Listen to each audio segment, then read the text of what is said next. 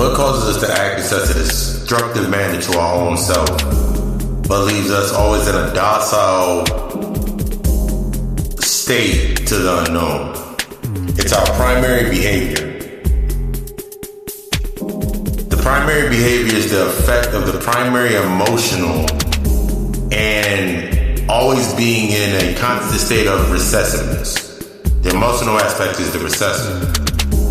When we withdraw from learning to access of the emotional states, we alter our primary behavior in ways that are always leading to that detriment. This is due to being raised to survive. The genetic codes. So when you look back at when you were told we are spiritual by nature, it's not about maintaining the dominance through survival. It's about becoming in the understanding of the recessed points of our emotional structure. This is how we tap into our primordial instinct. Welcome to the God Hour.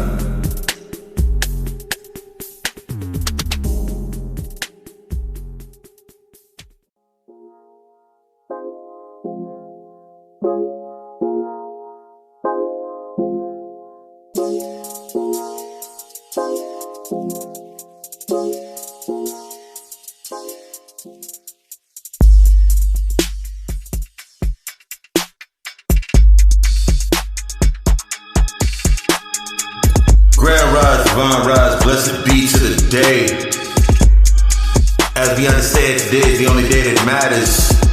Whether you're a king or a queen, whether you're a god or a goddess, whether you're a bruja, warlock, shaman, shamaness, it don't matter. Today is the only day that matters. We understand that from this point, everything is a reflection for us to observe and or experience. And everything that is experienced can be now learned through observation and vice versa. Welcome to the God Hour Podcast. I'm your host, your master of ceremonies, your occult psychologist, Papa Lucifer. And this week we get into primordial instinct. The biggest thing of understanding that the behavior is the effect of the emotional catalyst. You know, we break this down into the segments, into the session. In this week's section, we're going to get into the state of reaction. That's breaking down the behaviors and the altered instincts of reaction. The killer be killed, flight or flight mentality, and the searching for completion. And then we're going to get into the great recession. Tapping into the primary emotion and learning to direct and use our intuitive nature. This is going to require understanding recessive response and that heart of effect. But before we get into that, we're going to get into Papa got to give you that clarity with the weekly reading. This week's going to be a record spread. And then we're going to get into this session. So sit back or turn it up.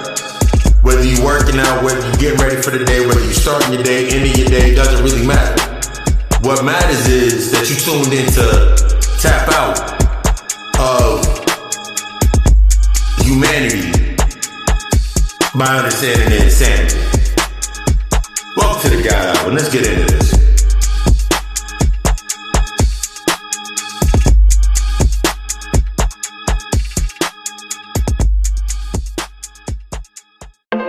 As always around this time, before we get into the session, it's good to have clarity before we build. It's always good to have clarity before we do a breakdown and build. So I'm going to shuffle up these cards. My Akashic record deck. The Akashic record deck gives us the aspects into the past, the present, the current situation, and understanding and breaking it down. So I'm going to shuffle these up one more good time. Give us one more good shuffle on these right here. I love these cards. Alright, boom. First card we pull from the top of our deck, up in the air. up in the air. I'm looking at the 1 and the 8. 1 plus 8 equals the end of a cycle. So we're going to be getting into the end of that cycle. Removing that hidden catalyst. The second card that we pulled was the 8 of Scrolls. The paths unknown. This is creating in the new path of the unknown.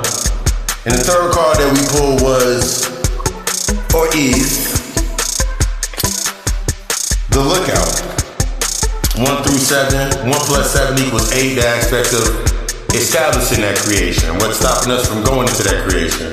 So let's get into this reading, shall we? During this time in your life, this is why I'm reading, getting out straight from the energy. During this time in your life, there's aspects of importance that are in regards to your growth that seem to be hidden, and you have this strong urge of desire to find out how your life exactly is going to turn out. Here is going to be the secret. Stop wondering how it's going to turn out. Trust is the only way for you. We come into this space for a lot of ourselves and we get scared like, but what is my life gonna look like if I make this choice? Or what is my life gonna look like if I do this? What if I let go? What happens if I let go? Stop worrying about what's about to happen and allow it to happen. Trusting that process.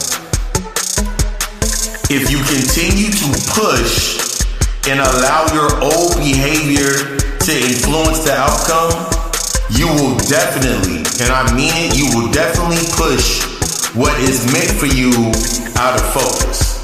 Let go of this urgency and this anxiousness and give it into your higher self. This is the most important time for us because when we're coming into that new path, we're coming into that new growth, that new structure, that new foundation, that new building, when we're becoming the healing. A lot of times we allow our urgency and the anxiousness to guide us. And that leads us into that 8 of Scrolls. That 8 of Scrolls card. You have been traveling. The issue is, it seems to be that you keep finding yourself in that rut. This is because you are wearing out the known path of safety. It's time to stop moving in that safe ass path. You wake up, you allow the day to be the driver, and you wondering why at the end of the day you feel less driven than when you began in the day. Stop taking that path to safety. You know what to expect and what keeps those important aspects hidden in plain sight. You know what to expect. When we know what to expect, it keeps what are opportunities for us, it keeps them hidden from us. It keeps that what's meant for us always out of reach. That's going into the aspect of, as long as you keep pushing with this sense of urgency to try to get there, and you're pushing it away because you're on the safe path. Here's your key. The path of the unknown is going to be your key. One of these paths is filled with the risk, but it's going to have the great rewards, and the other is going to have the unexpected opportunities. Here's the thing. Do not allow the preset agendas be your guides for this path, for choosing which path. Do not allow your current preset agendas, that predestination complex, your safeties to be your guides. We like to use our predisposed behavior, and we like to use that rationale and logic to be the reason or to be our guide. That's not going to work anymore. I keep telling y'all that it's not going to work anymore. During this time, you will learn that trusting the process will be a test of your confidence. It's easy to be arrogant when we do not invest in the change. It's easy to be arrogant when we do not invest into the change. The challenge is to become confident is investing into the changes by trusting the process, trusting our higher self. Our higher self It has the bird's eye view. It sees everything that is in play. It sees everything that is in play. It sees everything that can be in play. What you do is you have to trust your instincts. During this time, it's time to prove to yourself and conquer and integrate with your shadow. This is where the opportunities lay and wait for you to claim them. You're not gonna find anything in that light. You're not gonna find anything in that known. You know what happens when you wake up, and you know what happens when you wake up at a certain time and you procrastinate. You know what happens when the known is the procrastination. The known is the staying in that position and not challenging yourself to go further at your job. The known is what's gonna happen if you say yes to doing something that is not gonna give you any expansion of growth. It's time to invest in the unknown aspects. This is the only way that you're gonna come into growth. It's the only way you're gonna come into that abundance, that prosperity, that what you trying to tap into for real. The only way you're gonna tap into it. It's not gonna be in the known. It's gonna be within integrating with your shadow. But there's a problem on the horizon that we gotta get into. And that's the lookout. That's the damn lookout. Who is your old lookout? What reflections are the old lookout? What is looking over your shoulder? Who's coming to look over your shoulder? The reflections of your ego. The reflections of your ego.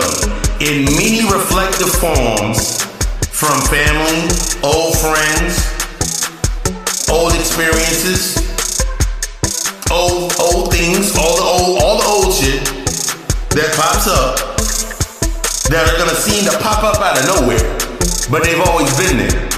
Do you know why they're popping up out of nowhere? It's because you're removing the light. You're changing, you're shifting your light as you're integrating your shadow. So as you integrate into your shadow, the real reason that these friends, your family, your karmic friend, your karmic family, because the first family that you come into is your karmic family. Your friends are the associates. They're the karmic. There are the solutions to the old issues that you were avoiding based on the karmic family. So they're the accounts of the karmic debt that are popping up. They're popping up out of nowhere because you're addressing why they're there.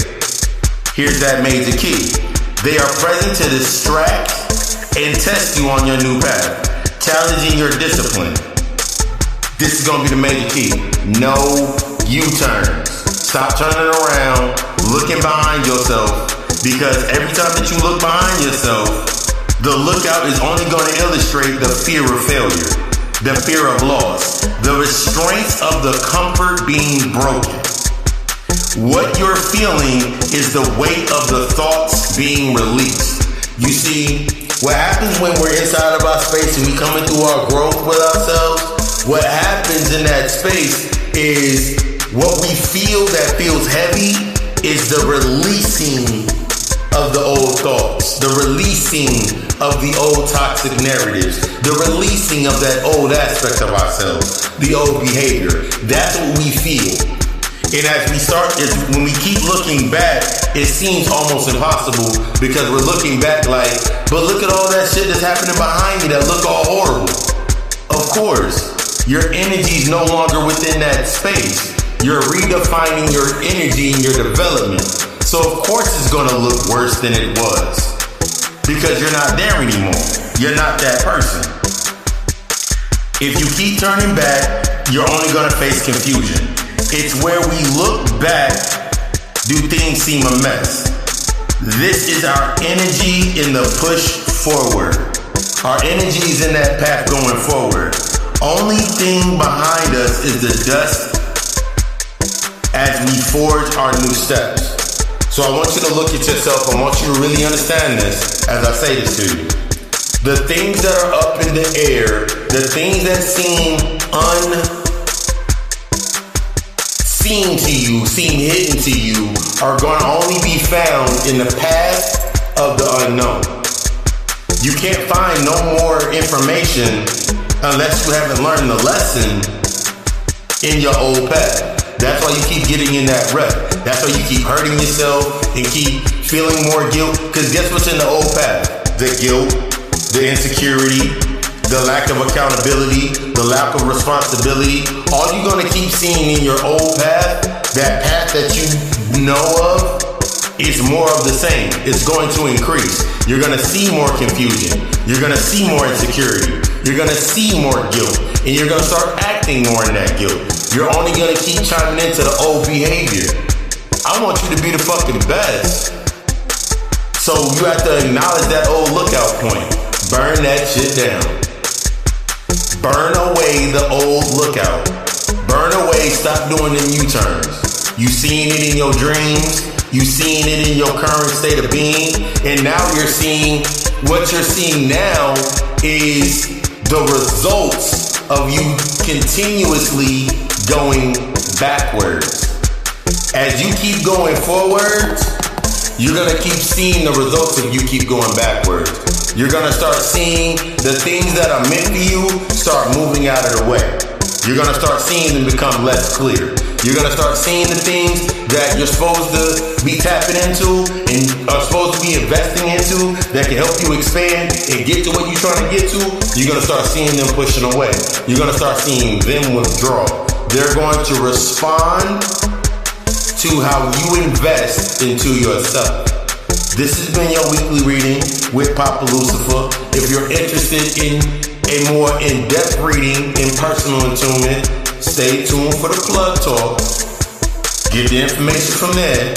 And after this little break, we don't get into this week's session. Thank you for choosing the God Hour podcast. I love you. Allow the message to resonate as you elevate. Ashe.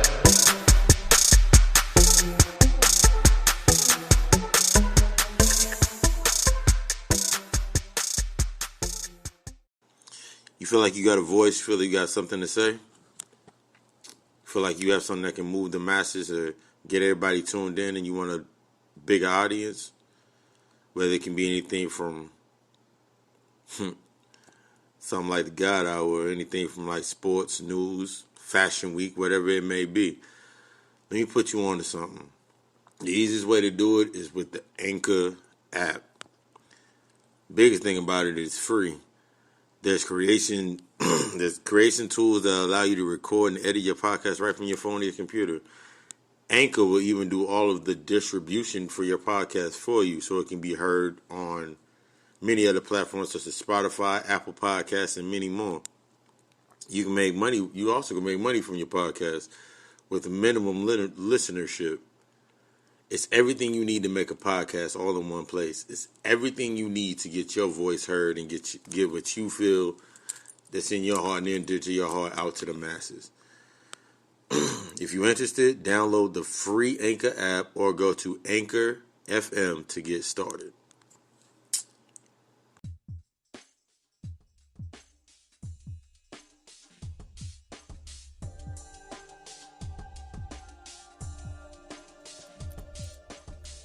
Welcome to another episode of the God Hour podcast. Once again, I'm your host, your master of ceremonies, your occult psychologist, Papa Lucifer. And yeah, we don't get into Primordial Instinct. And you know, we do it into this, break this down into the segments. In the first segment, state of reaction. Breaking down the behaviors and the altered instincts to reaction. First part of that, we gonna get into kill or be killed, that fight or flight mentality, and then we gonna get into this searching for completion. But I have a question. I pose a question at the beginning of every one of our beautiful talks, and I have a question. What sets in our minds to the behavior, the holding on, some of the things that I've noticed, like I've come to in my shadow work is dealing with myself now, being in the space of aiding others in their healing, is what is the hardest part when it comes to the letting go, the releasing? And what I've come to notice is it's not so much the letting go or the releasing, it's the acknowledging the behavior. I talked about it Monday when I broke down the only apology is changed behavior. So when we take that internally to us, because I know a lot of people are gonna be like, yeah, the only apology is changed behavior. But the first person that you have to tap into when it comes to that apology is that changed behavior. That means we have to let go by understanding the aspects that keep us from changing our behavior. This flight or fight mentality, this kill or be killed mentality. We'll go our entire life talking about afraid to die, but then we'll prolong our life. We'll sit there and go through the whole thing. We'll go in this contradiction. We'll literally maintain the behavior of our old identity. We will literally maintain the behaviors of the old identity. I saw a post a while back. I think it was like last year. And in the post, I think it was a brother that wrote it. He was like, when you tap into your highest self, you don't have to change anything. And it perplexed me because I was like, the entire point of you coming into your higher self is to identify the behaviors and the emotional catalyst that stream these behaviors. So when we think about our behavior, and the safety, as I talked about in the reading, we think about that safety, the safety of the known. Here becomes the truth of our known path. Right now, for a lot of us, for a lot of youth, for a lot of us, we are stuck in a rut. The rut is, you feel like you're stuck in a rut. You're not going anywhere. You're not advancing. You're feeling like nothing seems to be working. You're starting to feel this more and more now. As I told you earlier on in the year, in 2021, the shadows are going to be more dense. So what you are noticing now is the results of you not integrating with your shadow. The results of you not acknowledging that your behavior is because of your emotional aspects. I said this a while back in earlier lectures. If you are no longer the person, the energy, the entity that needed what was basically your family or your karmic debt, your karmic family. Because your first family you come into is your karmic family. The associates that were the accounts to your karmic debt, that means your karmic family is here to teach you about the debts and your energy in motion, your currency.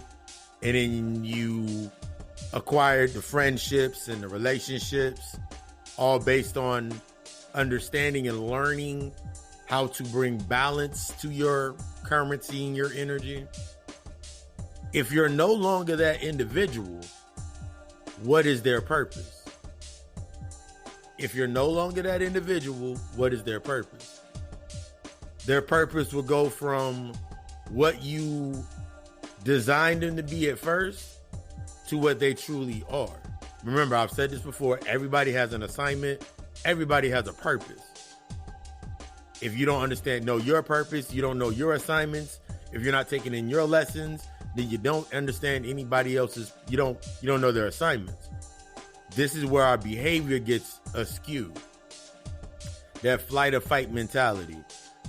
Fighting for balance, fighting to keep things in balance, not understanding that everything's already within balance. Everything's in balance based on your behavior. Your behavior keeps things in balance. So if you're stuck in that rut, you're stuck in that known path, nothing is coming to you in the known path. Nothing is coming to you. Bobby Hemmett talked about that shit all the fucking time, and no one really understood the aspects of the emotional aspect. But it's like when you're waking up thanking for the day, and he said a roach woke up today. The fuck are you happy for? It meant in defining your purpose inside of your day. I made a video Monday, and I was like, and I said, are you being driven or are you the driver? Are you being driven? Are you being chauffeured?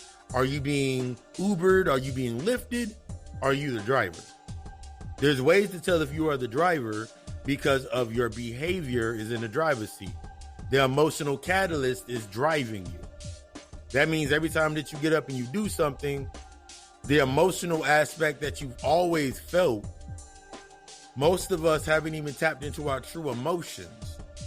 So this is what happens when our behavior comes to when we're going through our behaviors, the way that we act, and then we get something based on our behavior, and now we're in this space of that apology. You become in this space of, I don't have to change my behavior because I'm not ready to apologize to myself. I will fight to change the external narrative to fit where I'm at. I will fight to keep the external narrative to fit where I'm at. This is based in that your primal instinct. You see, your instincts were always based on survival. Your instincts are always based on self-preservation. So, since you were brought into a state of that self-preservation, surviving, and now that you're in a space where you don't have to survive anymore, except for the external environment being an illusion, you're still stuck in the old behavior. But this is because of the emotional catalyst, the emotional aspects. I've been getting deep into these emotional development in these channels. I've said that before, talking about most of you are stuck where you were 12 years old. Most of you are stuck where you were 8 years old. When that trauma happened, when that line of trauma happened, when them lines of isolated traumas that you thought were isolated, were in the continuum happened, that's where your emotions became stuck at. So that guilt that you're feeling now is from when you were 12. That insecurity you're feeling now is from when you were 13. Nothing in the current state is only set to be the trigger. Everything in the current state is the trigger. And when that trigger is hit, you got one or two choices. Run back into that rut, or you're going to interface with that shadow. Apologize to yourself. You did not know what you know now. You will not know. You will not come into the knowing unless you are in the now. That old path that you travel right now, for a lot of us, it's in a space where it's the same 5 events elongated over time. For most of y'all, it's the same 5 events. That means it's a holiday, it's a grouping of holidays, grouping under the holidays, tax season, y'all excited about stimmy checks, birthdays, and celebrations, an elongated sense of events. And when you're now adjusting to the current state, and you've been doing your work, you're doing your shadow work, you're tapping into yourself, The thing that stops you is the distraction that's going to pop up. It's going to seem like it's out of nowhere, but it's not really out of nowhere. It's not out of nowhere. This is when this is when that killer be killed mentality goes in. This is where we put into ourselves, we're like, oh my God, if I don't do this, it's going to kill me with guilt because they really needed this, or they're always going to need that. Here comes the honesty from Papa Lucifer. They're always going to need that shit. One of the things that I had to tap into and understand with myself and my accountability and responsibility with myself was they're always going to need something. They're always going to want something because they're a reflection of my needs and wants that I have not addressed. Right now, my mother still wants and needs the same things. Right now, my sisters, brothers, people that I rock with heavy, back in the day, they still want and need the same things. The only difference is I'm no longer there to provide it because I'm first providing it to myself. This fear thought process that keeps us in that fearful behavior, that will always keep you in that fearful behavior, is, oh my God, but what if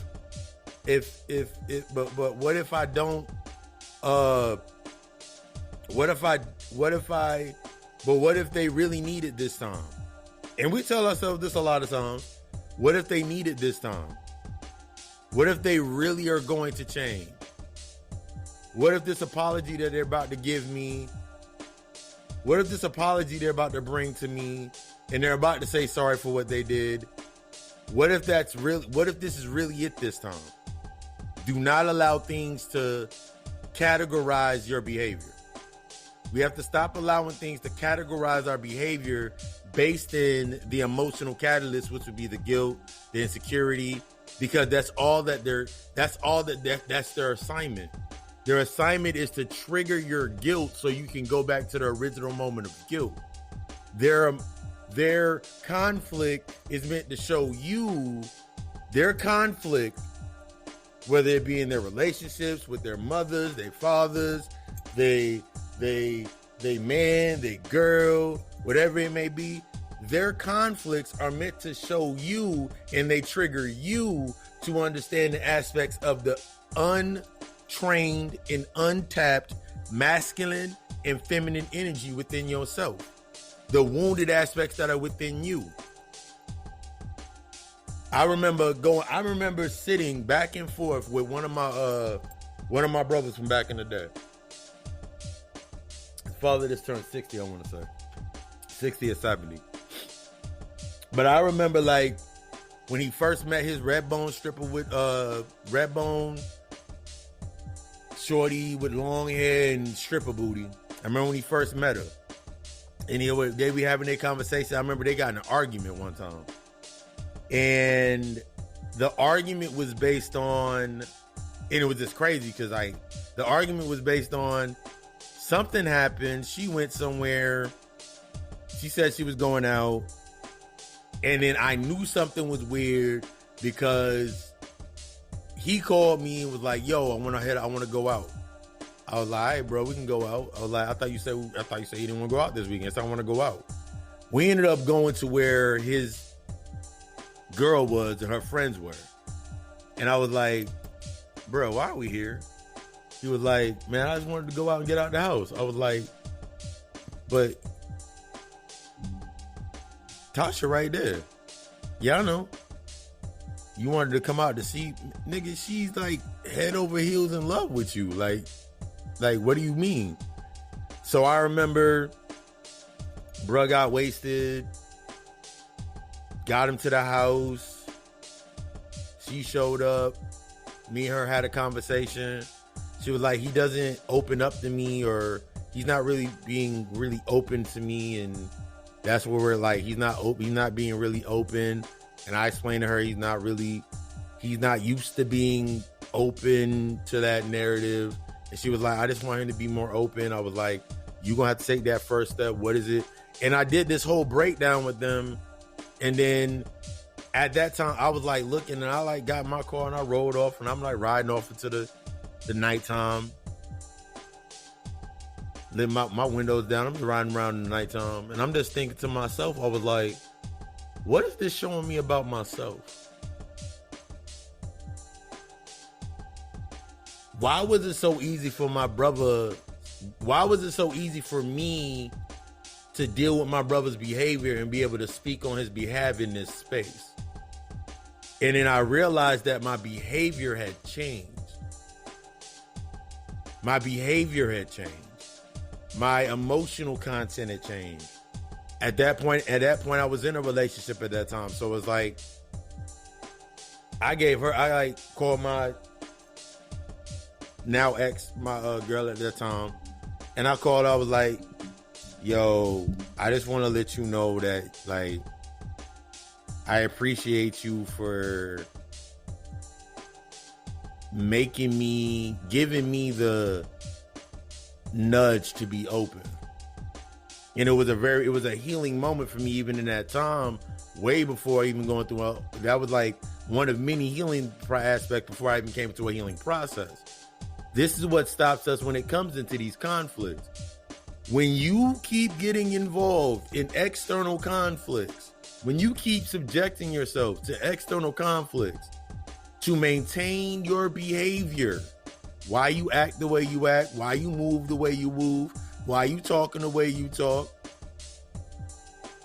when that unknown path is showing up in front of you, that unknown path of opportunity, the risk is great. The risk is going to be great. So the awards are great. Remember we talked about last week, you learning that the risk become lower. The risk become more, you become more aware of the risk and how to maneuver them when your tolerance is lower, because you now can execute in a higher state.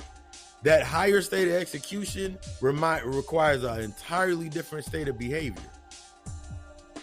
That higher state of execution, that means you sitting there trying to embrace your day. You sitting there trying to really enhance your abilities and grow.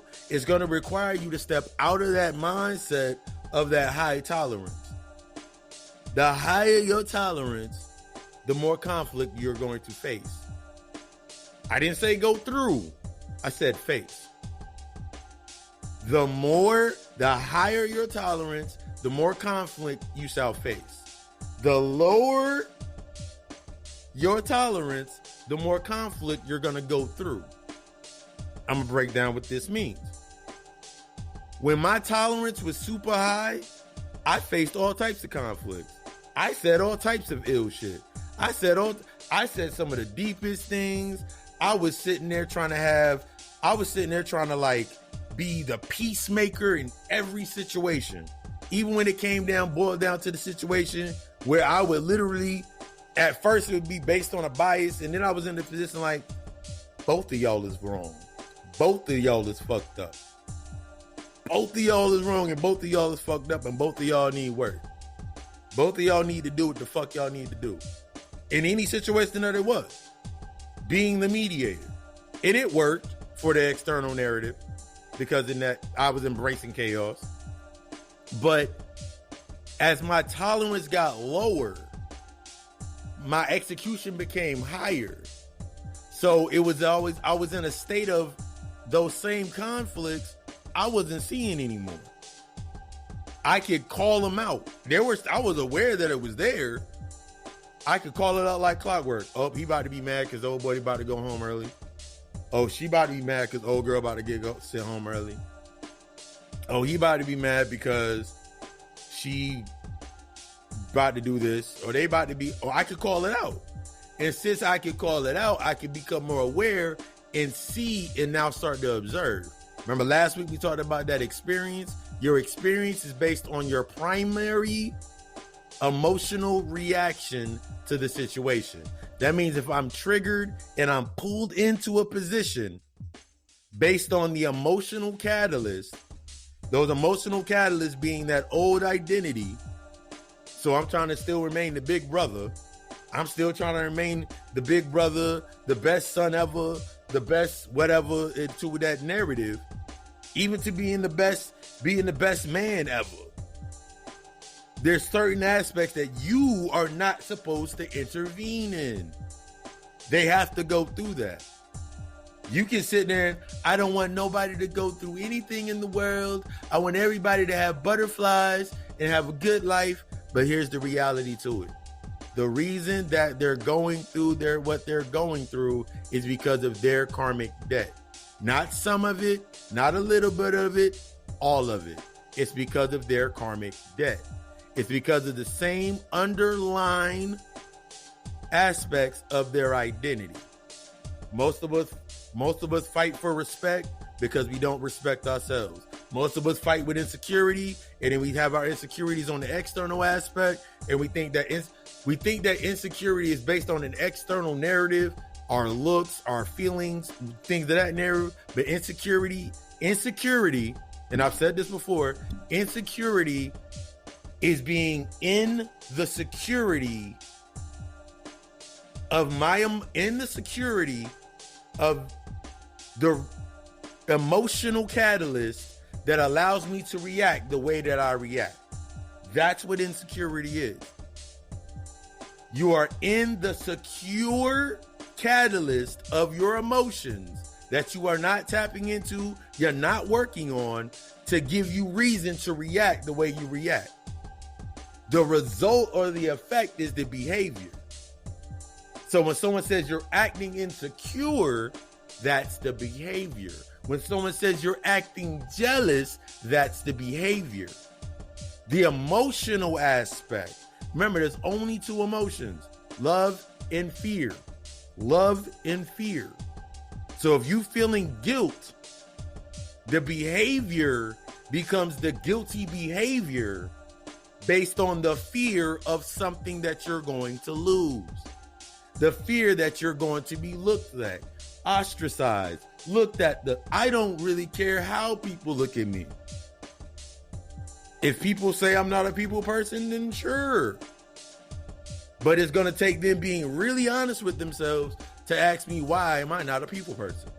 I'm a very much of a people person. It's a part of my purpose. What I am not of is staying in environments, going around environments, being around individuals that their energy, that I'm always empty, since I'm always emptying myself, so I can always keep that cycle of fulfilling myself, fulfilling my purpose. I'm not going into environments where the energy that when I go into that space, I'm going to transmute that energy into myself. That's the difference when you start making those boundaries. That's when you're outside of this state of this searching for completion. We search for completion based on the thought process that we got, the end is coming. But I've given this key before. I'm gonna give that key again. Where you're at right now, similar to like you listening to this podcast, this is the end of how you thought. This is the end of how you thought. This is the end of you not acknowledging your behavior, acknowledging your emotions, acknowledging the work you need to do.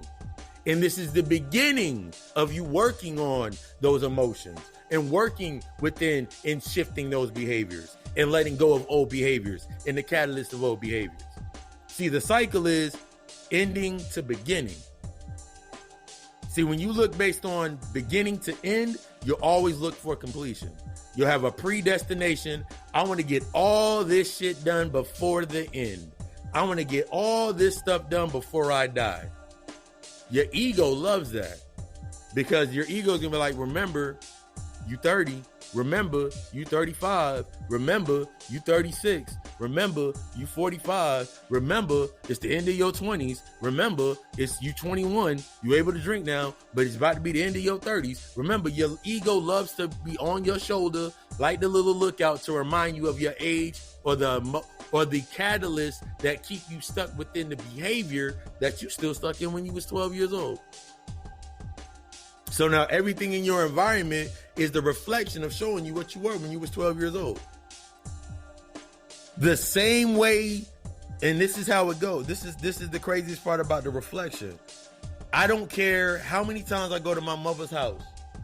My mother, up until a certain point, is always going to view me as the 8-year-old, the 10-year-old, the 15-year-old, 16-year-old, 18-year-old.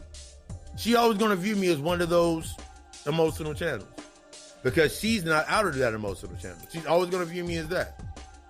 She's always going to view me as that. And that becomes one of those detrimental thought processes when we look at ourselves. We're like, the aspect of thinking to ourselves, this fight or flight mentality, this searching for completion, where we're always searching for something to complete our cycle of thought. So we're always looking for that argument to complete our cycle of thought. And the argument is normal. It's the energy that's put into the argument that makes it imbalanced. Arguments are normal. Conflict is normal. It's the energy that is put into it. I can argue a point because it's without emotion, it's debating. I'm setting the point. But if I'm arguing based on emotion, it becomes an argument, a heated debate, because I'm trying to prove my point into that space, because I'm not willing to invest into the change. So when we say things to ourselves to that narrative, like, for example, for me, I'm up at 5 a.m. Sometimes I'm up at 4:30, just laying there, allowing myself to materialize back into the avatar that is Carlos. Every fucking day. Sitting there chilling. I'm not looking for completion. I'm looking for enhancement and to expand. If it does not expand me, if the investment is not on LLC mentality, that means it ain't got LLC behind it. That means it ain't got no sense of ownership behind it. I'm not for it. That's not for anybody else to agree or disagree with. They can do what they do. I respect them.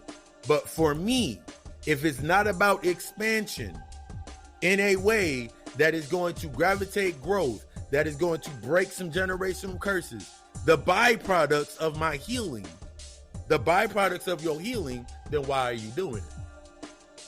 If it's not going to bring you any charge that's going to help you advance, why do you do it? Because of the old behavior? Because you don't want to let go of the catalysts that allow you to remain in the old structure of your behavior, your old mindset. You want to stay in a state of, you want to stay in that rut and try to find completion in that old rut. I'm here to tell you, as always, maintaining that old behavior ain't going to get you anything. You know everything that's going to happen. Even unconsciously, when you haven't accepted what's going to happen, you know exactly what's going to happen when you do it. So then that goes into challenging that behavior. It's going to go into challenging that behavior. We'll be right back after this.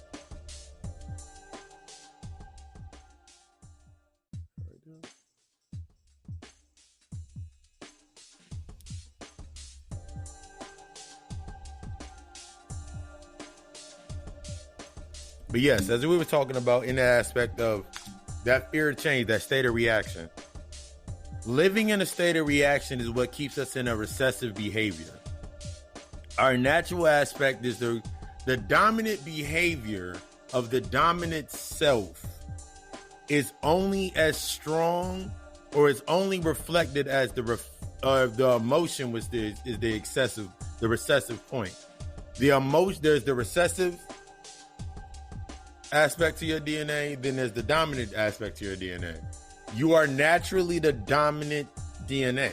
You are naturally dominant. You are naturally dominant. That's why your anger is stronger. That's why your sorrow hit harder. That's why these things hit harder, because they are the dominant aspect based on the emotional catalyst.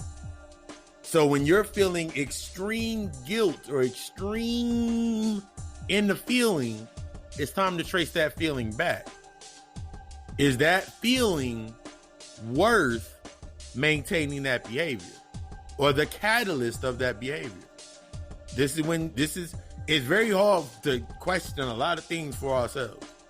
It's very hard to question things. It's very hard for us to question the things that are the closest to us in that space. One of the biggest things that when I'm talking to my clients, when I'm talking to a client is, It's not the white man.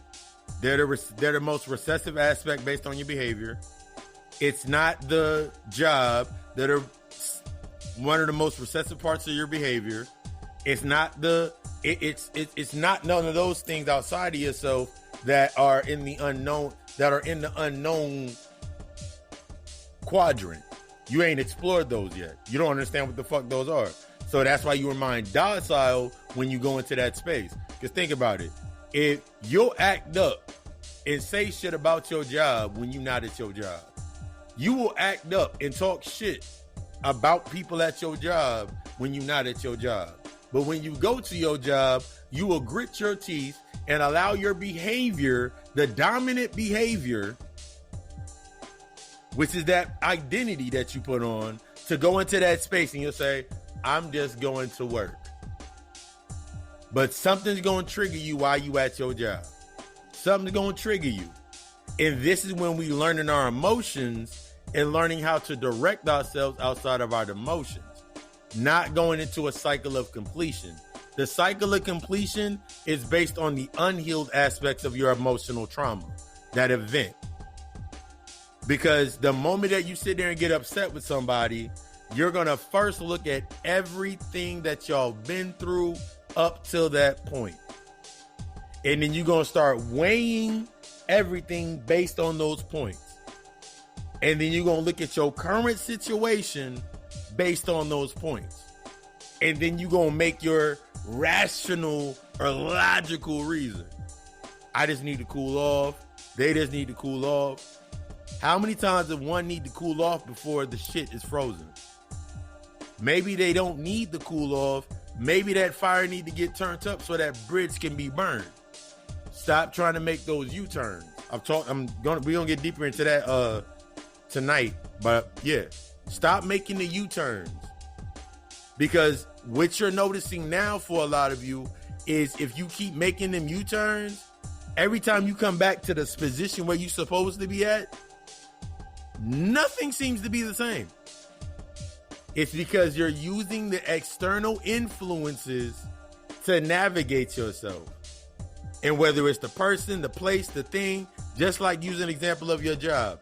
There's only so many times an employee could come late to work before I have to send their ass home. And it used to be after like the second time.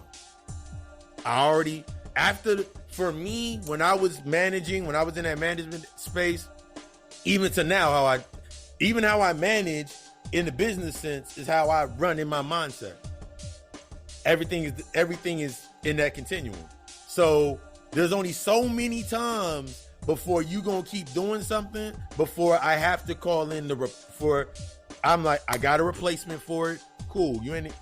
I've had employees come into work, ready to work, knowing that I was working. They thought it was because they were still stuck in he's the guy. Nigga, I was never cool with you when I was the employee. But they thought they could use this emotional aspect, this catalyst, to curve their narrative. Oh, you working tonight? I know we're gonna have a good shift. Yeah, we're gonna have a great shift.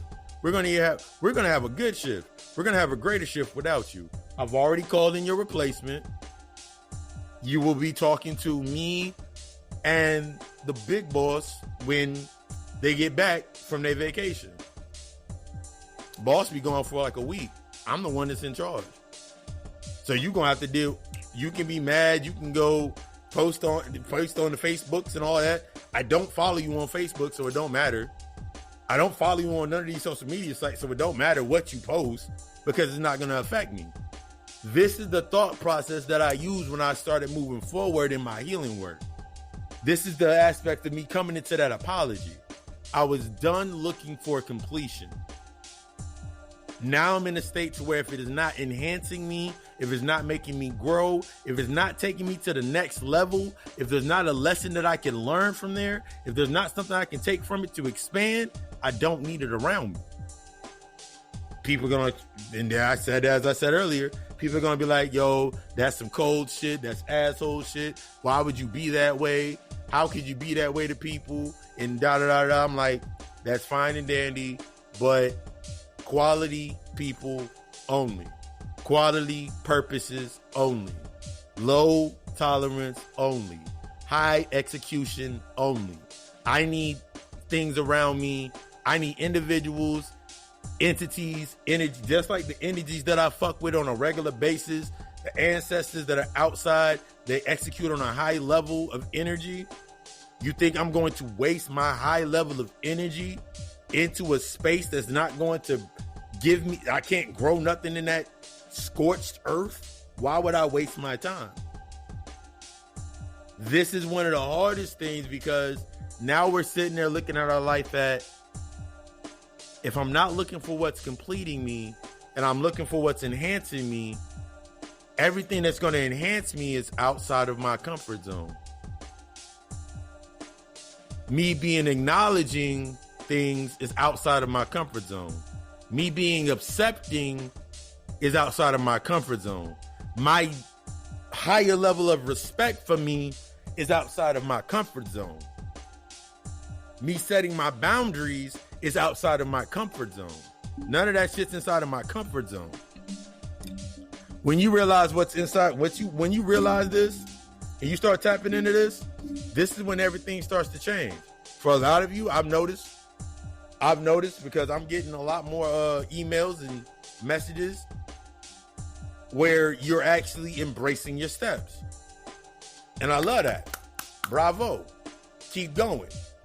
Because what happens when you start your shadow work process and you start going through the old states of reaction, you start going through the states of reaction and you start acknowledging these behaviors and you start seeing what triggers these behaviors or keeps you in those behaviors, you're going to get to a point when you start apologizing to everybody or saying, I'm sorry, I apologize. What you're going to start noticing is it's going to go from it's you to it's really them. It's not me, it's you. We've heard that before in our lives. It's not me, it's you. This is when you're going to start going through that space of it's not me, it's you. There's things that you need to work on, and I got to be able to accept this.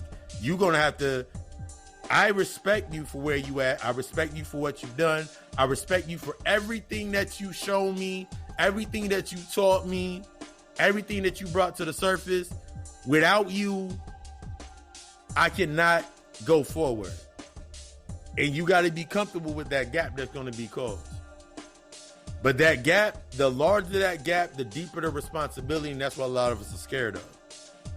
There was a big gap for me when I was like, I'm going to talk about it now. Those vouchers. A lot of us get stuck in these vouchers. The completion vouchers. I'm going to call them food stamp vouchers. These credits, where we go into these situations based on that behavior and we have a voucher for our behavior. So now we go into a space. I'm going to use that example. Go into a space. The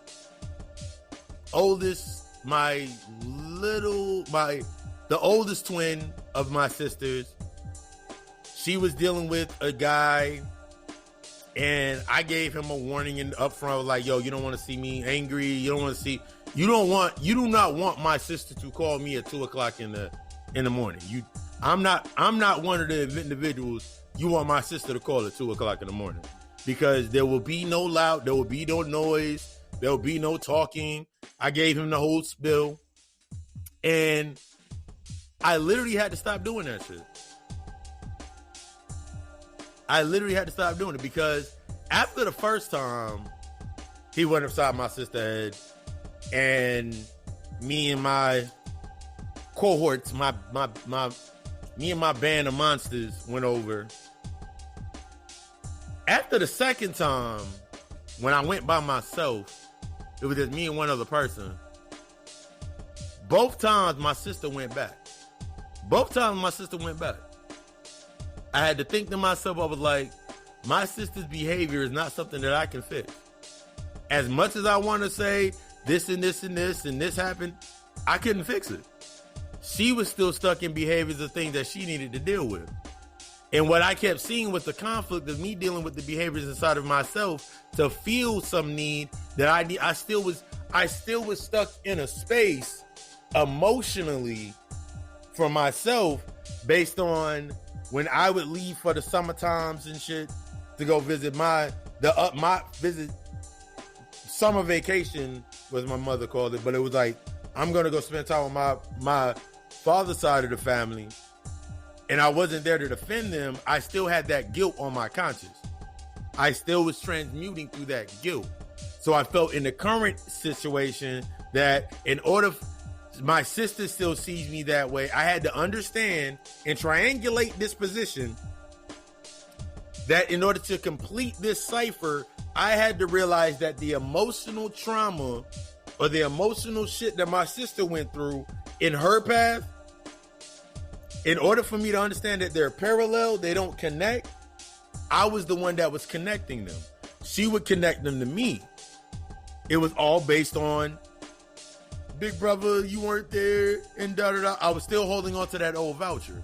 She pulled up that voucher card. It wasn't until after I didn't come the third time. My mother yelled at, my mother was mad at me for a couple months. Motherfuckers was upset with me that I didn't show up. I was like, but it took me being honest with myself and honest with the situation and be like, it does me no good to go do anything. I know all y'all are emotional, but it does me no good to go over there and say, do, act upon anything, because until she's willing to move away or change her situation, what the fuck is the use of me going over there? I'm not gonna keep calling in my lawyer and putting my careers in danger and putting my growth in danger for something that she ain't willing to let go of. I said the same thing to them, but here's the main key. It doesn't matter who you say it to externally, you say it to yourself all the time. I'm not doing it no more. It doesn't matter. You must make that statement to them. I had to make that statement to my sister. My sister looked at me with tears in her eyes, and she was upset for a little bit. But her tears in her eyes were not based on, and this is what I noticed, her tears were not based in her being upset with me. Her tears weren't based on being upset with me. Her tears were of actual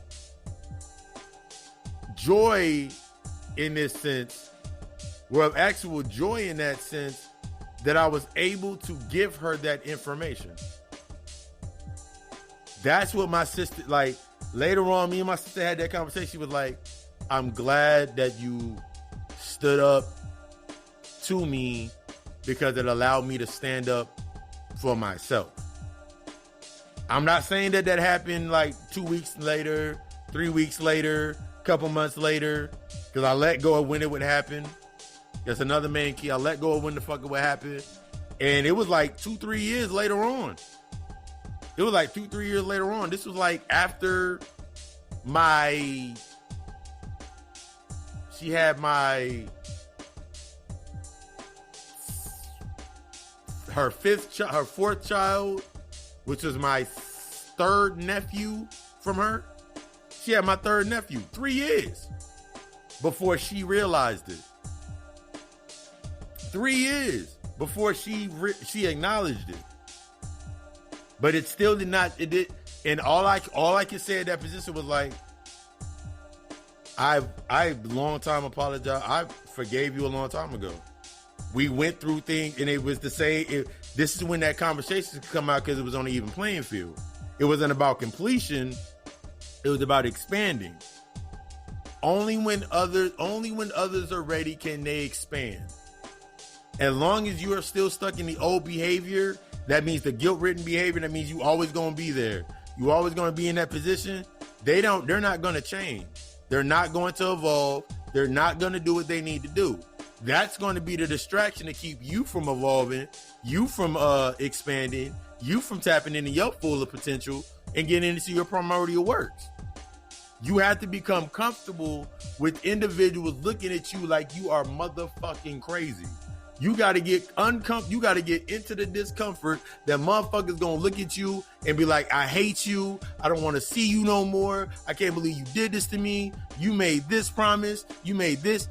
That's nice. I didn't make those promises. the 12-year-old, the 13-year-old, the 15-year-old, the 16-year-old, the 17-year-old, whatever age that I made that promise, at that age, that you made that promise.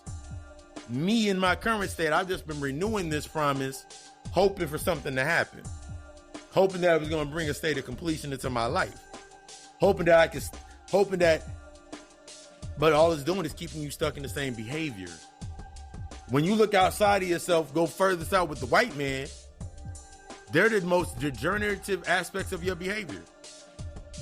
So you expect them to change their behavior and you ain't changed yours?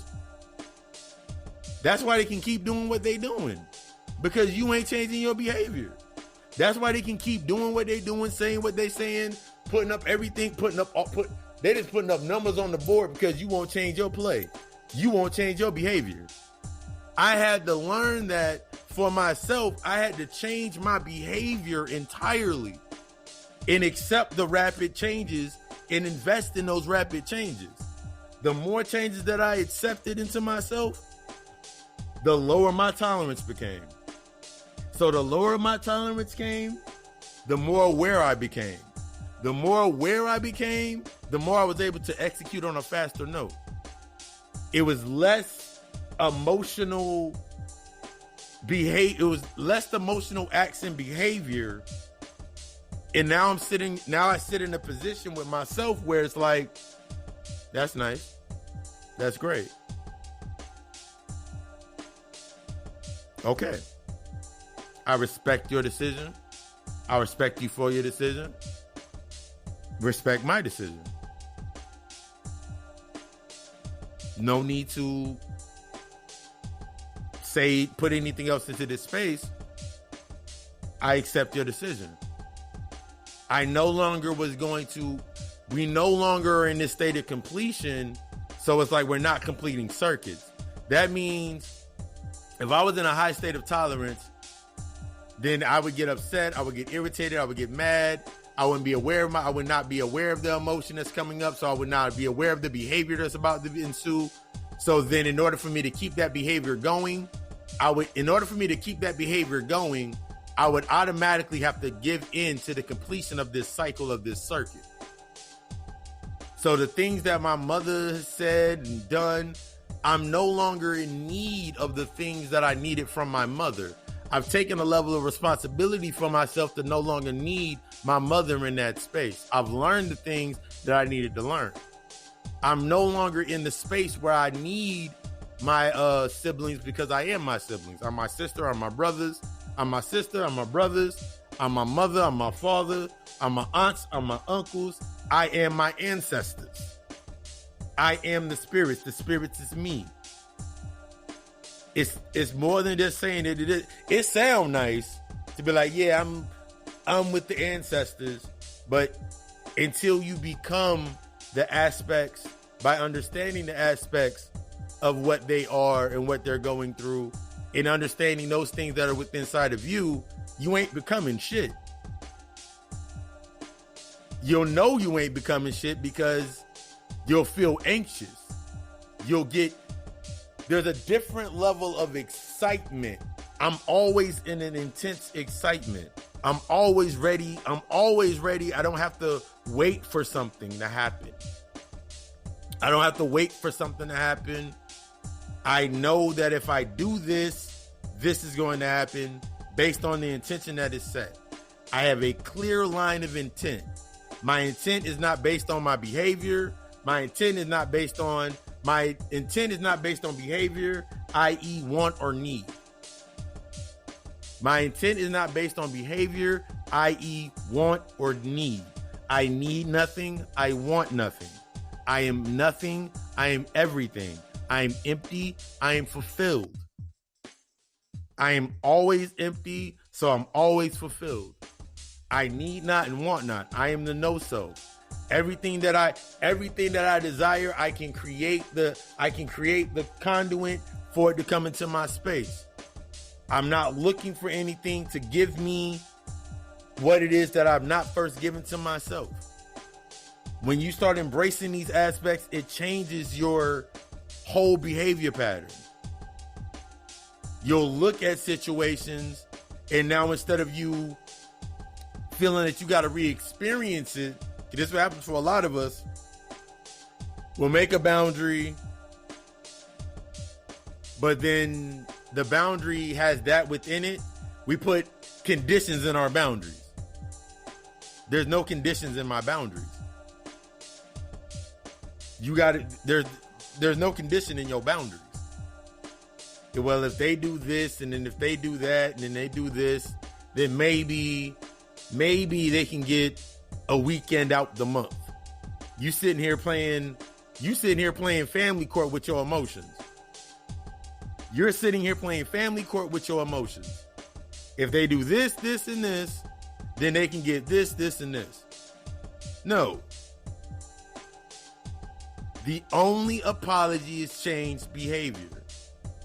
In order for you to be able to accept changed behavior, you must first change the behaviors of yourself. You must first understand the emotional catalyst. Stepping out of this realm of trying to complete some shit. I don't feel complete without people around me. You got some work to do. I remember going through that longing ass feeling of feeling like the only way I could be complete is if like I had this conversation or if I had that conversation. Okay, cool. I completed my morning because I had these conversations. Now 90% of them conversations are with myself.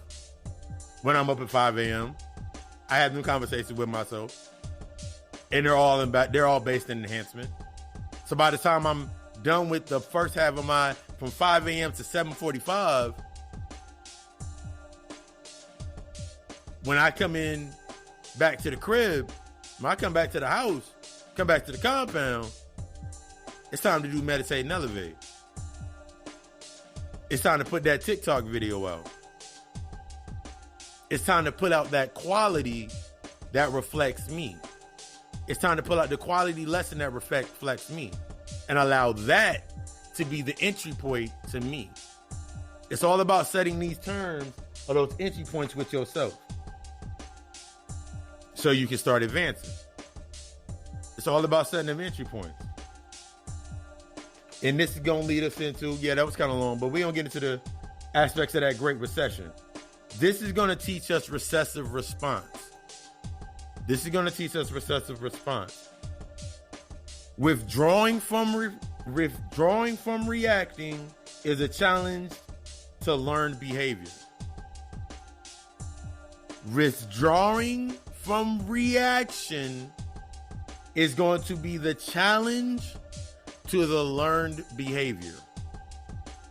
Our upbringing, whether it was awesome or it was horrible, can hinder your natural recessive response. How we take in what is said to us, when something hurts us, how it challenges the natural code to go back to a memory that corresponds to it. This is one of the biggest things that happens to a lot of us when we come into that space. Whenever you have been through a trauma, through a traumatic event, when you've ever been through isolated traumatic events, even up to like if you get hurt, let's say like you get hurt, let's say you get a scratch. Let's say you get a cut on your leg or you got some organ damage going on. You remember that memory, it's embedded into your subconscious. And now the next time that you go through an event that's of similar pain, the first thing you're going to go to is the corresponding memory to maintain in your behavior of how you're going to react to that space. Here's going to be your key. Step back, withdraw from reacting, withdraw back from reacting, and accept guidance from your higher aspects of yourself. That way you don't repeat this lesson. That way you don't repeat this lesson, because you might be in a repeat of that lesson. But what happened the first time? Different set of circumstances. What happened last time? What were you doing last time that you still doing now? What have you not learned to fully withdraw yourself away from? What emotion is still on the table that you ain't learned to withdraw yourself away from? Guilt, insecurity, Pain? What pain? What is it? The missing and longing feeling you got in yourself. So now it got you thinking that they're just lonely. I remember when I was lonely once. I remember when I didn't have any friends. I remember when this happened to me. Cause that's the only thing you're going back to. That's the only thing you're going back to in that great recession with yourself. Only thing you're going back to. You're going back to a memory of when you were in that position. When you were in that position. And you will rationalize it. And then the minute that you go into that position, what's the first thing your ass say? I should have stayed my ass at the house. I should have went to where I said I was going to go. I should have asked who all was over there. I should have drove. I should have just sent the gift. I should have called out of work today. I knew what was going to happen. I should have woke up earlier. All these things start popping up. And then now you're looking at yourself like your behavior is what's getting triggered. That behavior gets triggered. So now do you really learn? You didn't withdraw from it. You just simply said, well, I'm going to get through it this time, and then next time I'm going to do this. But since you were doing it through that emotional trauma, that emotional trigger, you were anxious, you were upset, you were mad, you were in that emotional distress. When that emotional distress dissipates, you damn near forget what it is the fuck you went through. You damn near forget the beginning of the day because something inside of that space gave you some hope. Maybe it wasn't all bad. And then you go forward, you forget the lesson, you forget to talk to yourself. This is the aspect when motherfuckers say you pray about it or you have that conversation with yourself. You denounce the conversation with yourself because you got an abundance of something out of that space, and then it repeats itself. That's all based in that lack mentality, the lack mindset. You went through it because you thought that as long as you are going through a channel of lack, you'll always come out where you need to come out at. But that's what we about to get into next after this break in the Great Recession. Thanks for choosing the God Hour. Y'all all right out there?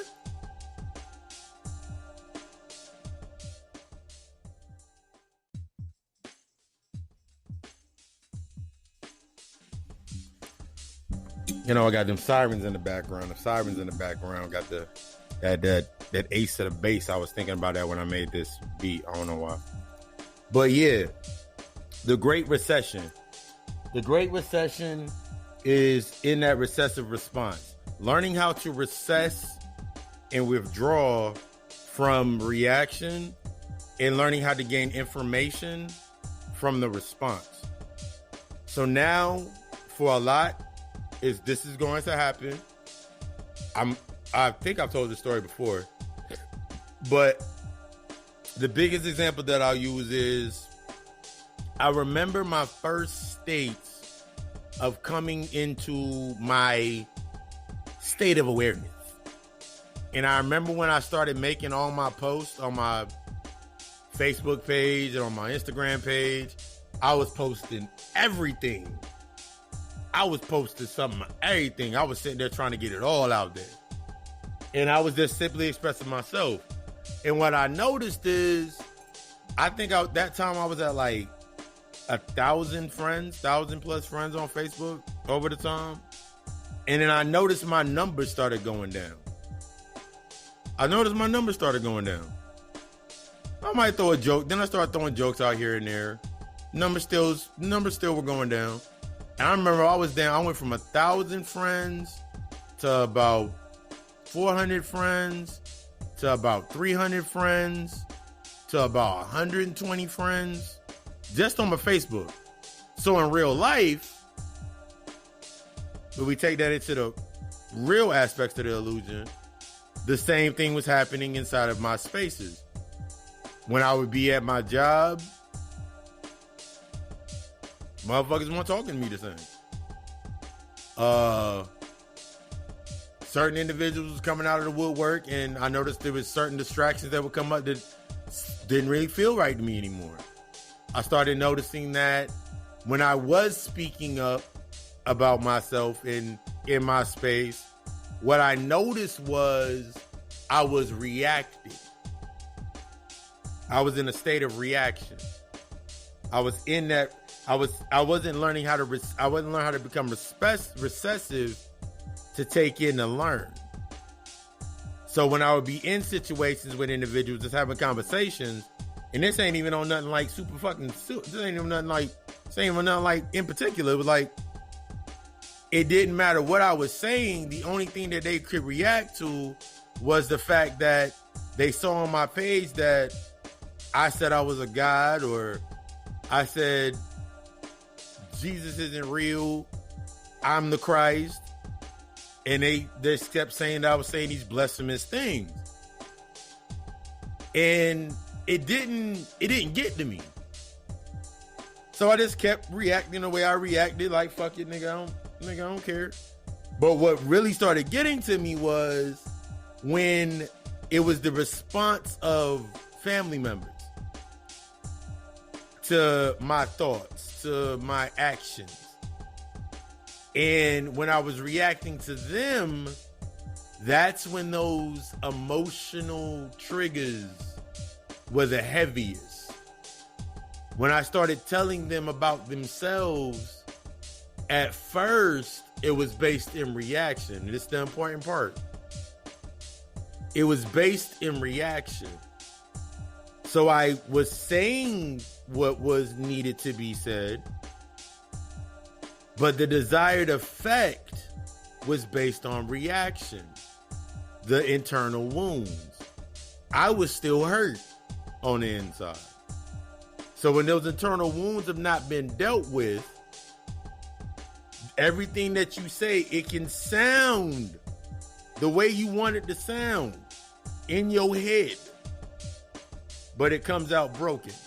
It comes out broken or askew. And this is because that state of reaction, you're trying to pierce through their perception or their perspective and convert them to yours. Because you have not yet learned that in order for me to find that respect in myself, I got to get comfortable with their perspective of me being what it is and accepting it. I had to still accept it. Now I accept it like it's nothing. I had to accept being called the devil worshiper. I had to accept being called even crazier, weird, all of these. I had to accept it. It was easy for the outside world because I really didn't care. I still was making my money, still doing my thing, but it was the internal aspects. It was the internal aspects of like why I wasn't going to my mom's house every day like I used to. Why I wasn't calling family members like I used to, calling friends like I used to. Why I wasn't the first one to call them. Why I wasn't responding to their distress calls anymore. Those are the ones that I had to really deal with, because it was all about learning recessive response. Because regardless, and it's the true factor, regardless of how you respond, whether you respond or not, I can guarantee when you call them later on, they're gonna have a little bit of weight on their heart. They're gonna have a little bit of shit on their heart against you. But they're gonna tell you they're gonna say, yeah, I figured it out. And they're gonna hate it. But until they accept that, yo, I can figure it out myself, until you accept that, okay, cool, they can figure out themselves, that guilt is gonna get triggered. Because now you're still gonna be holding on to that old thought, and they still gonna have access to that voucher. There's gonna be a moment in time where the emotions get high again, and what they were holding in is going to come out. And this is where you've learned to inform yourself through recessing from reacting In learning the response, you learn how to communicate from your higher self. You learn how to communicate without the bias. See, a lot of us, we will get stuck in communicating through the bias. So we'll take a side on this end, or we'll take a side on that end, and then we start separating, and now the perception is you're taking a side, and then you step further back, and then now it's like you're not taking nobody's side, and then you step further back, and then you like, nigga, I was taking somebody's side all the time. And now you going out of the experience to the observation. It doesn't matter what side that I take, they both wrong. They both got stuff they got to deal with. That whole group over there, they're being really childish. They're doing childish things in a childish mindset, and it's affecting with my inner child's innocence. Why was I attached to it in the first place? Because you wanted attention. Your inner child craves attention. Your inner child craves love. Your inner child craves nurturing. Your inner child craves all of the things that a child is going to want and need and desire and require. And since you didn't have it at a point in time, let's go back to those emotional channels. Since you didn't get it at that first point in time, now you sitting here in this point in time still looking for it. You find yourself walking around aimlessly still looking for the same nurturing in a different environment. And now with everything that's been put on top of that, with that new behavior, you're getting it through the new behavior. Now just think about the things that get put on top when you're thinking about the new behavior. I'm grown. When you get 18, just think about some of these detrimental things. When you get a job, when you turn 18, when you have kids, you understand. When you do this, I'm grown. All of these narratives, all of that's put into that behavior. All of that's put into that behavior for the reaction. I was young and dumb. I wasn't understand. I was young and dumb. You picked up and you picked up and ran with them shits. Unconsciously, you ran with them shits. And you put those into your behavior. Because you'll find yourself repeating these same things. Reacting and repeating these same things. I'm the adult. I'm grown. I got a job so I can do this. I can do this, this, and this. Putting yourself in a false sense of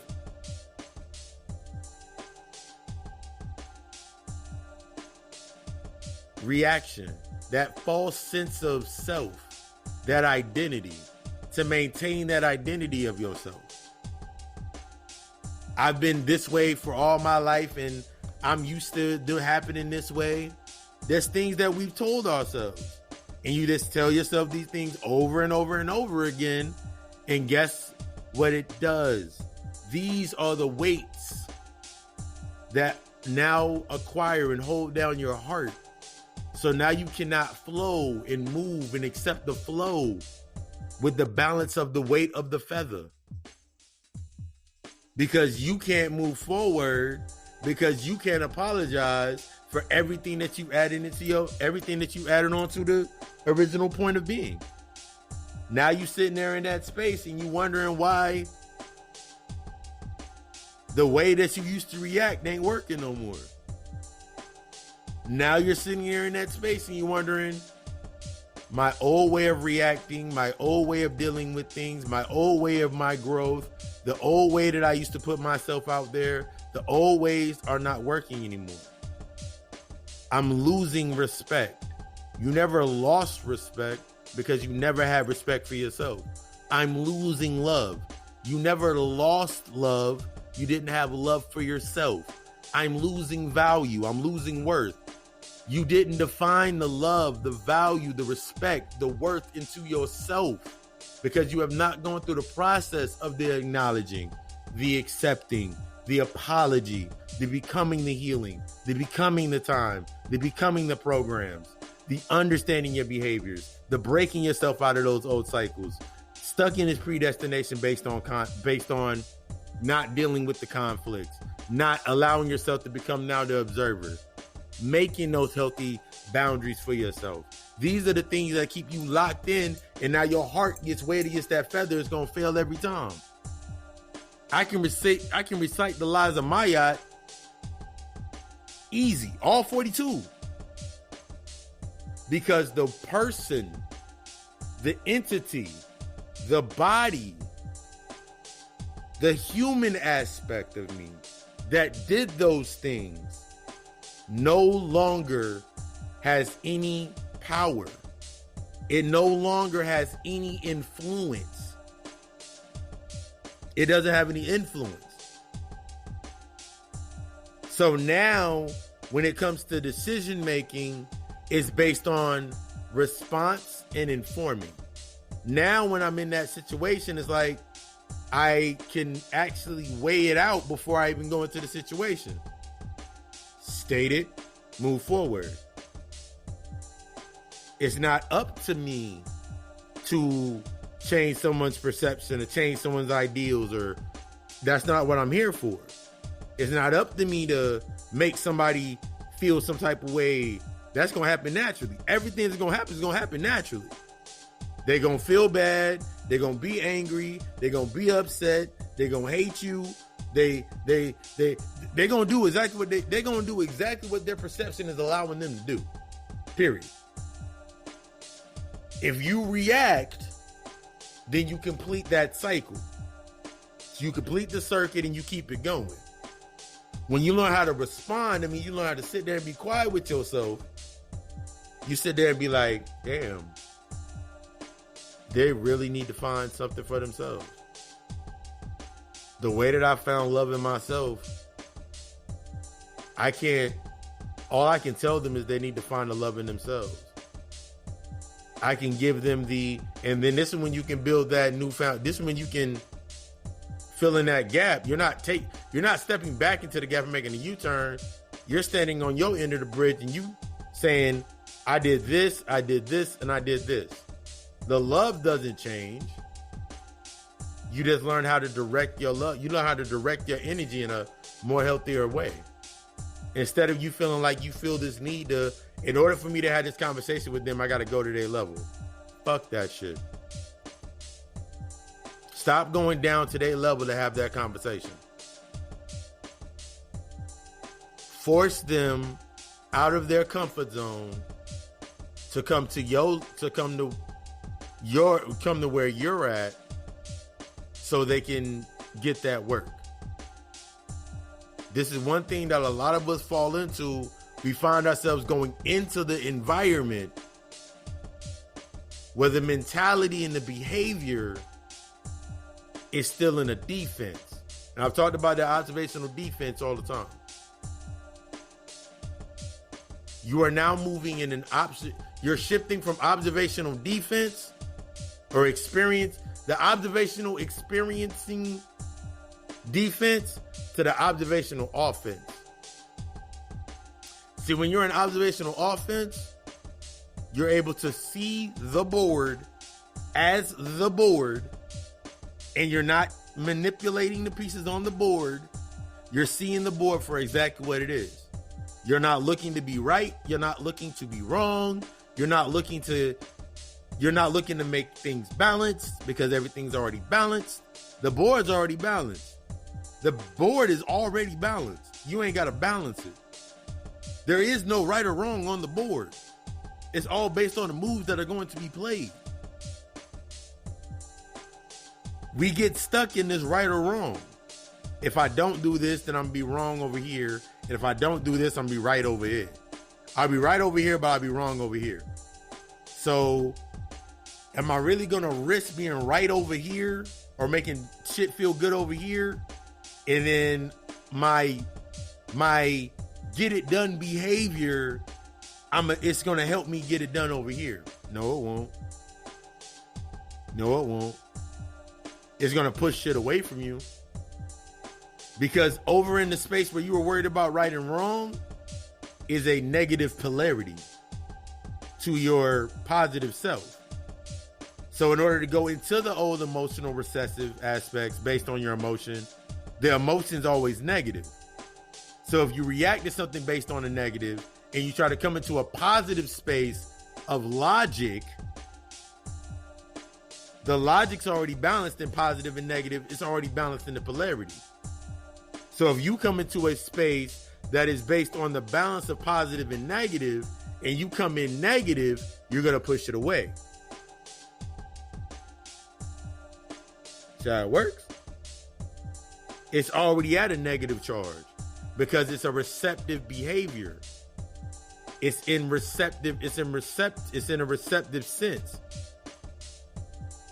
in a receptive response mode.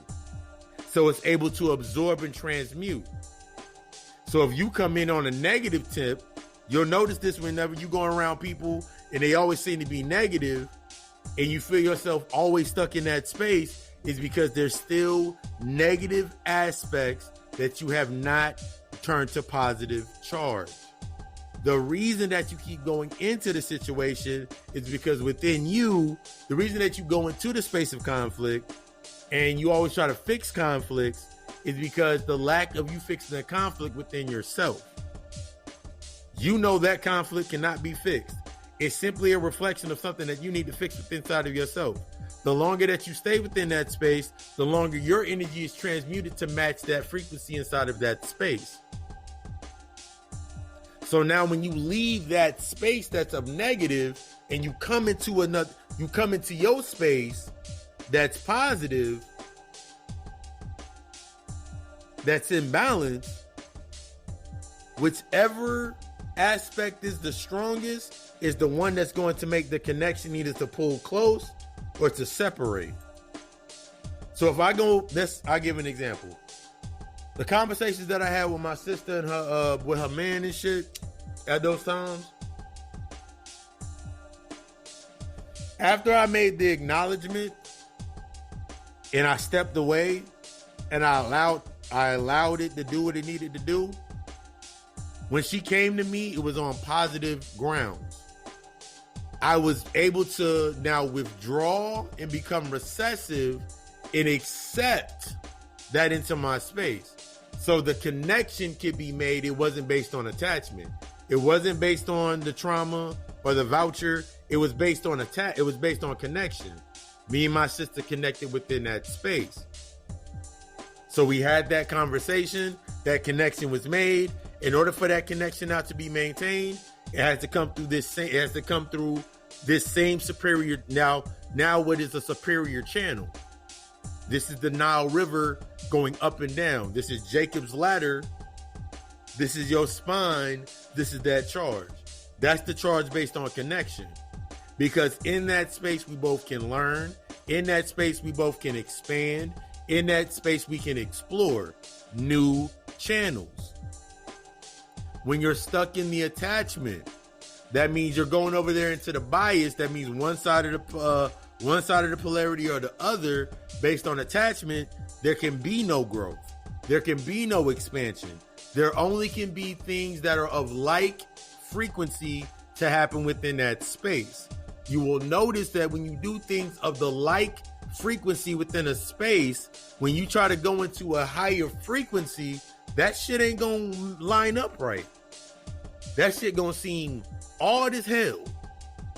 You gonna sit there in that space and be like, yeah, maybe, just maybe, that wasn't the best decision.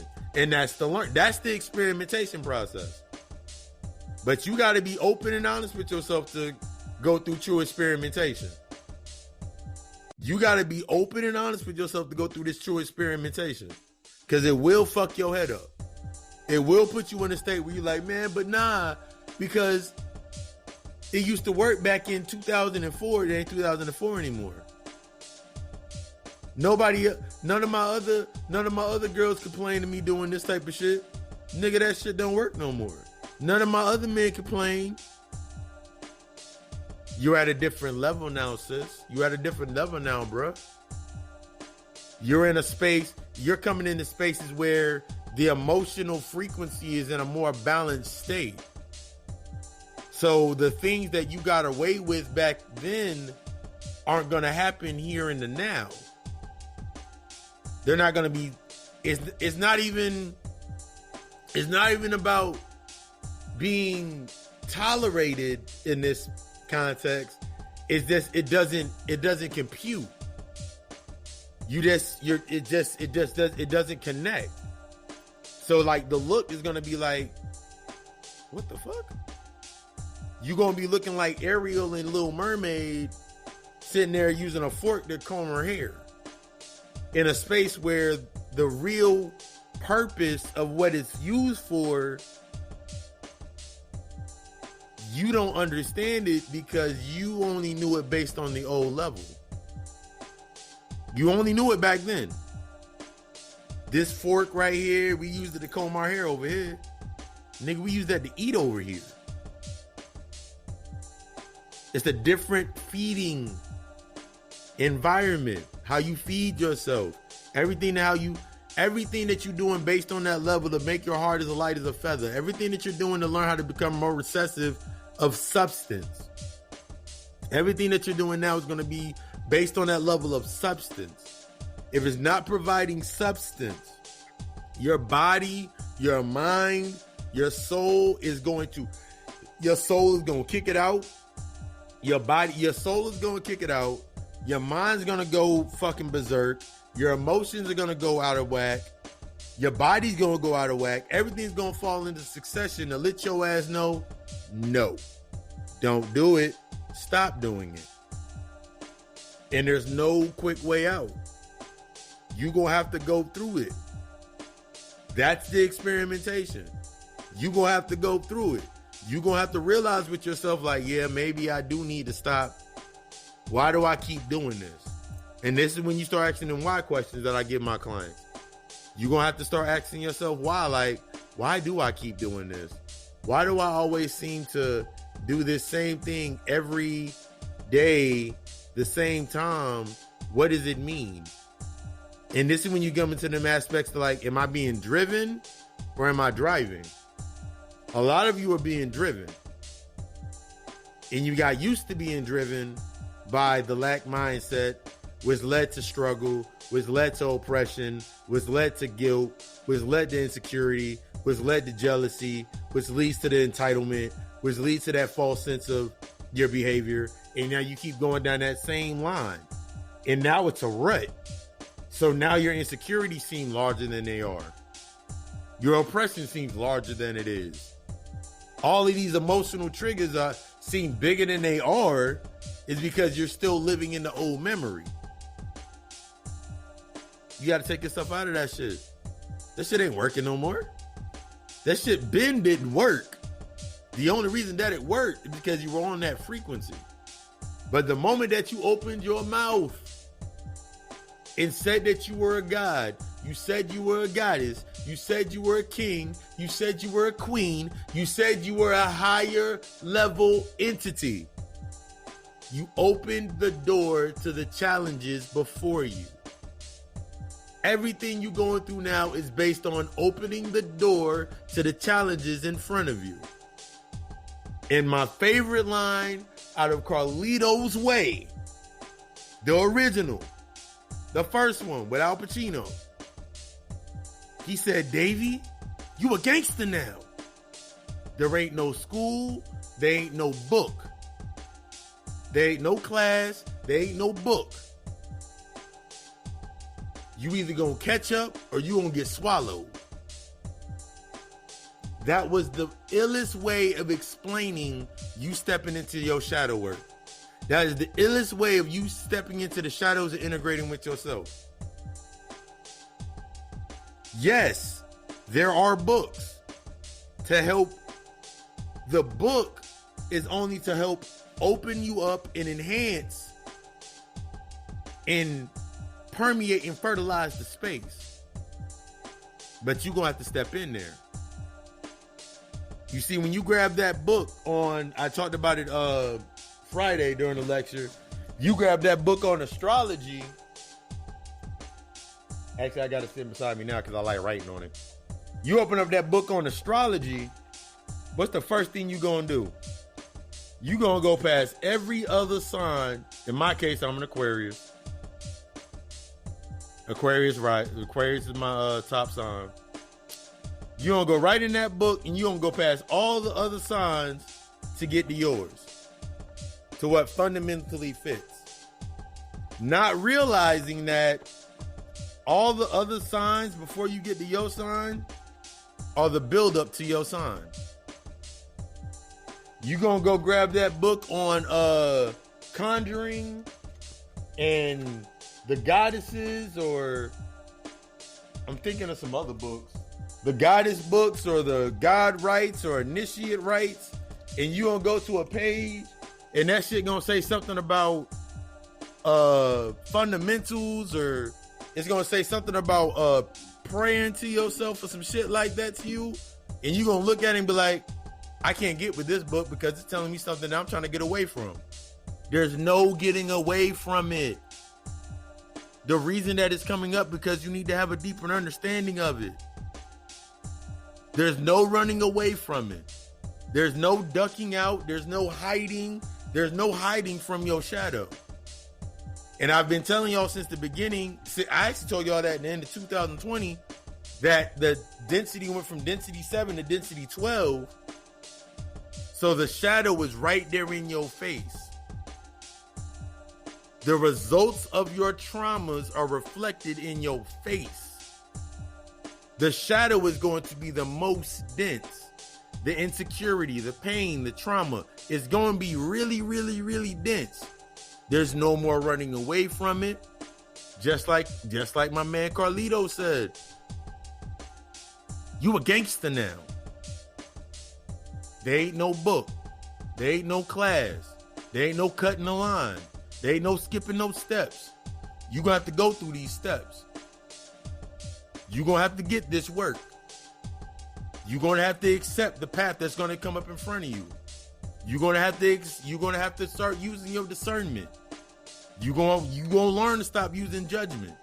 You gonna learn to stop making them fucking U-turns. I'm gonna go do this one day, and then now you down for 3 days. I'm gonna go do this for an hour, and then you realize your whole day gone. I'm gonna go do this one thing, and then now, since you in that shadow, guess what? You got to deal with everything that's coming with it. You got to deal with everything. There's no more playing with your instincts, playing with your intuition. There's no more playing with your gift. I know I got my gift. There's no more playing with it. There's no more playing with it. Stay tuned for the plug talk. We don't get into this closeout.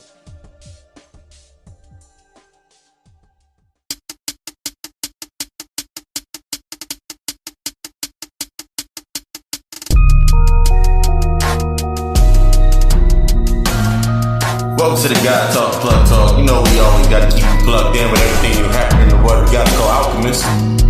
I wanted to let everybody know new follow points. Join me on TikTok, Papa Lucy Sambi,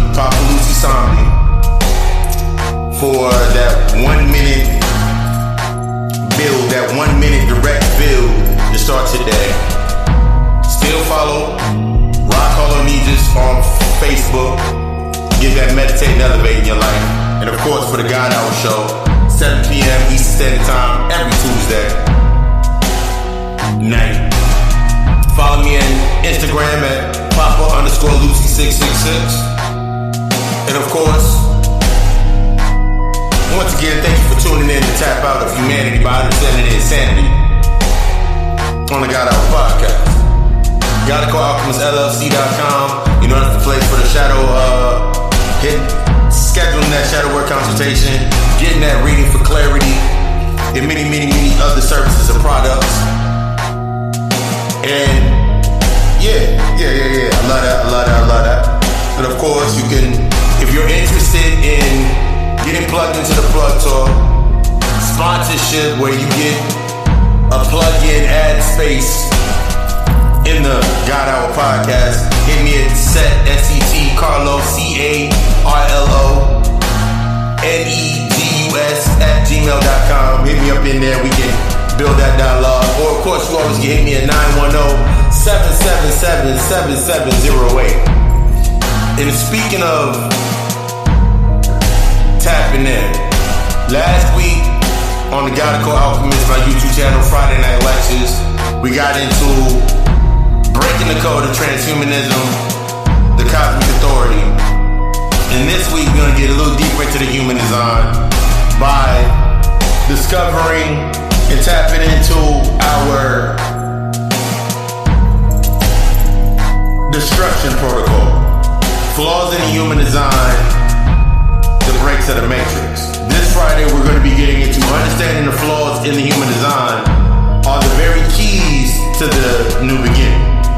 Why do you always think the old narrative is always to better humanity? When we understand everything changes, we will stay locked in the states of restriction. And when we do release, it's going to be based on maintaining the behaviors that we've been talking about in this week's episode. So 8 p.m. Eastern Standard Time, subscribe, like, hit that bell so you tuned in. God Alkhemist, the YouTube channel. And as always, I want you to be the fucking best. I desire you to be the best. And the way to become the best is tapping into the true you. It's been another episode of the God Hour Podcast. Stay tuned for one last hit from my sponsors. That can be you. And then we'll get into this closeout. I love you. Thank you for the support. Ashe.